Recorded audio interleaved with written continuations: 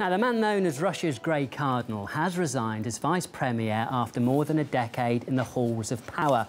Vladislav Surkov became a renowned ideologist and was thought of as a leading figure behind the scenes in the government. Well, for more on this and his resignation, let's talk to RT News editor Ivor Crotty. This was a shock departure, wasn't it? What led to it? Yes, it came as a bit of a surprise today.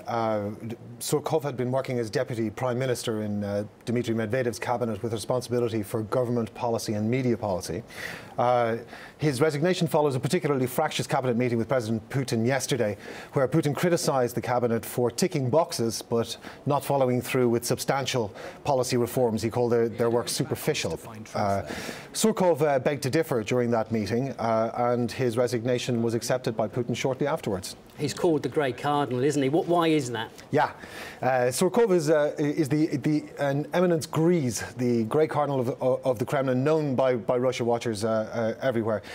He came out of PR into the Kremlin administration and is the concept architect behind what's known as sovereign democracy. This was the ideological and political pillars around which Vladimir Putin built his early administrations.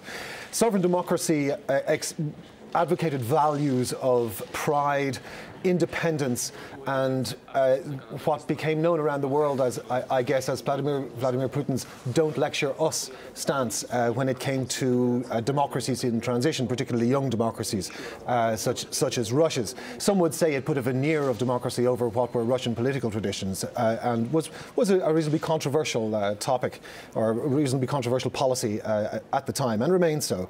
He then Surkov became better known for managing the PR around that. He was a very capable PR operator, and as everybody knows, political PR in Russia are particularly choppy waters and difficult to negotiate at the best of times. Surkov basically defined the parameters by which those kind of PR events and PR arguments would take place. He was a madman supremo, as it were, a madmen supremo, should I say. And because of his work on the political PR side, the expression Surkovskaya propaganda entered the contemporary Russian lexicon.